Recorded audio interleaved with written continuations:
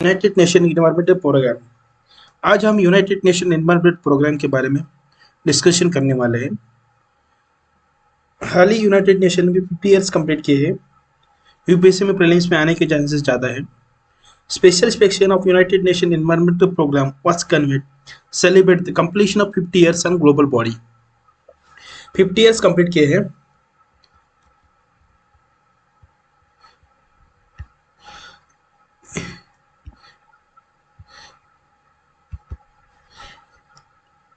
United Nation environment programme क्या होता है? United Nation environment programme was established in 1972। 1972 में स्टैब्लिश हुआ था जो United Nation conference on the human environment, जो यूएन का कॉन्फ्रेंस हुआ था, जो human environment popular Stockholm conference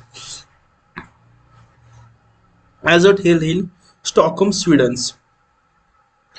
UPSC में क्वेश्चन पूछा था 1972 का स्टॉकहोम कॉन्फ्रेंस कहाँ पे हुआ था? जो स्वीडन में हुआ था, स्टॉकहोम में। इस यूएनईपी का ऑब्जेक्टिव क्या है कि provide leadership and encourage partnership for caring environment. जो इन्वायरमेंट के लिए केयरिंग और लीडरशिप पार्टनरशिप इंस्पायरिंग करना, इन्फॉर्मिंग करना और enabling nations and people to improve their quality of life without compromising that of future generations.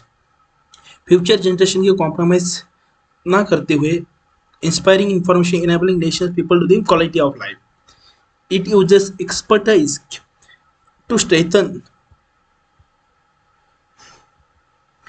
it uses expertise to strengthen environmental standards and practice while helping implementing environmental obligations। जो environmental standards को बढ़ावा देना, environmental obligations country, regional and global levels, उसमें 6 areas कौन कौन से हैं जो यूएनईपी काम करती है? याद रखिए, यूपीएससी में मेंस के लिए इंपॉर्टेंट है। एक क्लाइमेट चेंज, जो क्लाइमेट चेंज के बारे में, जैसे integrated climate change, leadership develop करना, एडेप्टेशन करना, माइटिगेशन करना और टेक्नोलॉजी एंड फाइनेंस सपोर्ट करना। दूसरा है पोस्ट कॉन्सप्रेशन डिजास्टर मैनेजमेंट, जो disaster management, environmental assessment in crisis affected country, जैसे यूक्रेन जैसे कंट्री है, क्राइसिस अफेक्टेड कंट्रीज है। Provides guidance for implementing legislative institutional framework for improved environmental management, जो इकोसिस्टम मैनेजमेंट करना, जैसे management and restoration of ecosystems, ecosystems और sustainable development करना।